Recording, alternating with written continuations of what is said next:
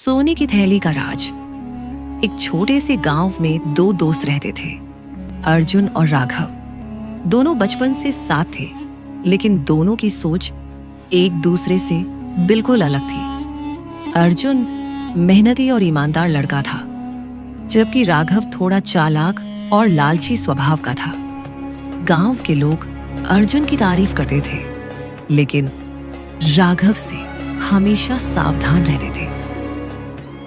एक दिन गांव में खबर फैली कि पास के पुराने जंगल में कहीं बहुत बड़ा खजाना छिपा हुआ है।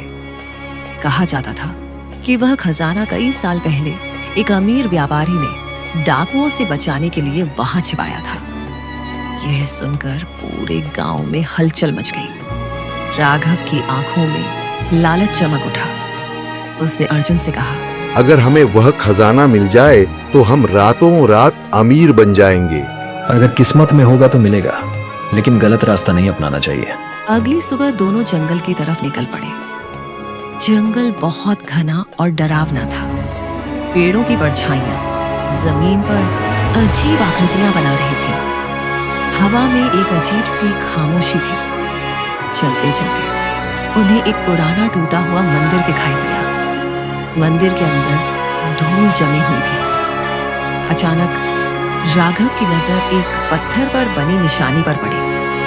उसने पत्थर हटाया तो नीचे एक छोटा सा गड्ढा दिखाई दिया। उसमें एक पुरानी लोहे की थैली रखी थी। राघव खुशी से चिल्लाया, मिल गया खजाना। दोनों ने थैली खोली। अंदर चमचमाते सोने के सिक्के थे। सिक्कों की चमक देखकर राघव की नीयत बदल गई। उसके मन में लालच आ गया। उसने सोचा, अगर मैं यह सब अकेले रख लूं तो जिंदगी भर मजे करूंगा। लेकिन अर्जुन बोला, ये खजाना गांव के मुखिया को सौंप देना चाहिए, शायद ये किसी की अमानत हो। राघव ने झूठी मुस्कान दी और बोला, हाँ, तुम सही कह रहे हो। लेकिन उसके मन में कुछ और ही चल रहा था। रात हो चुकी थी। दोनों जंगल के किनारे आराम करने लगे। अर्जुन गहरी नींद में सो गया, लेकिन राघव जाग रहा था। उसने धीरे से सोने की थैली उठाई और अकेले भागने लगा। भागते भागते वह जंगल के और अंदर पहुंच गया। तभी अचानक तेज हवा चलने लगी। पेड़ों की डालियां हिलने लगी। दूर से किसी के कदमों की आवाज आने लगी। राघव डर गया।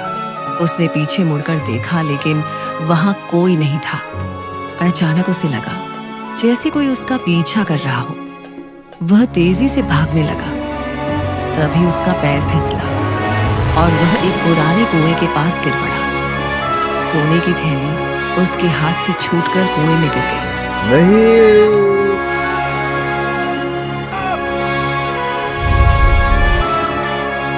राघव जोर से चिल्लाया। वह कुएं के अंदर झांकने लगा, लेकिन नीचे सिर्फ अंधेरा था। तभी पीछे से एक भारी आवाज आई, बेईमानी का फल हमेशा बुरा होता है। राघव कांप उठा। उसने पीछे देखा तो एक बूढ़ा साधु खड़ा था। उसकी लंबी सफेद दाढ़ी और चमकती आंखें देखकर राघव डर गया। साधु ने कहा, यह खजाना उस इंसान के लिए था जो ईमानदार हो। लालच करने वाले का सब कुछ छीन जाता है। राघव घबराकर बोला, मुझे माफ कर दीजिए बाबा, मुझसे गलती हो गई। साधु ने शांत आवाज में कहा, गलती इंसान से होती है, लेकिन जो अपनी गलती मान ले वही सच्चा इंसान होता है। उधर अर्जुन की नींद खुली तो उसने देखा कि राघव गायब है। वह तुरंत उसे ढूंढने निकल पड़ा। काफी देर बाद उसे कुएं के पास रोता हुआ राघव मिला। राघव ने सारी सच्चाई बता दी। उसने कहा, मैं लालच में अंधा हो गया था। मैं तुम्हें धोखा देना चाहता था। अर्जुन ने गुस्सा नहीं किया। उसने राघव को उठाया और कहा, गलती मान लेना ही सबसे बड़ी बहादुरी है। तभी साधु मुस्कुराया। उसने अपना हाथ कुएं की तरफ बढ़ाया। अचानक कुएं के अंदर से वही सोने की थैली बाहर आ गई। दोनों हैरान रह गए। साधु ने थैली अर्जुन को देते हुए कहा, यह खजाना तुम्हारी ईमानदारी की परीक्षा थी।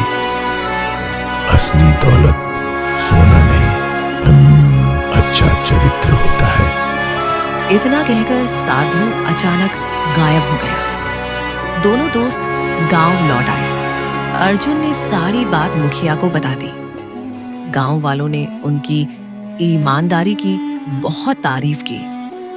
मुखिया ने फैसला किया कि उस खजाने का इस्तेमाल गांव के स्कूल, कुएं और गरीब लोगों की मदद के लिए किया जाएगा। राघव पूरी तरह बदल चुका था।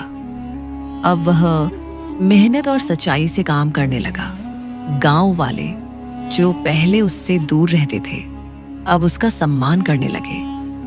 एक दिन राघव ने अर्जुन से कहा, अगर उस रात मुझे मेरी गलती का एहसास न होता तो मैं जिंदगी भर की लत रास्ते पर चलता रहता। अर्जुन मुस्कुराया और बोला, ईमानदारी का रास्ता मुश्किल जरूर होता है, लेकिन आखिर में जीत उसी की होती है।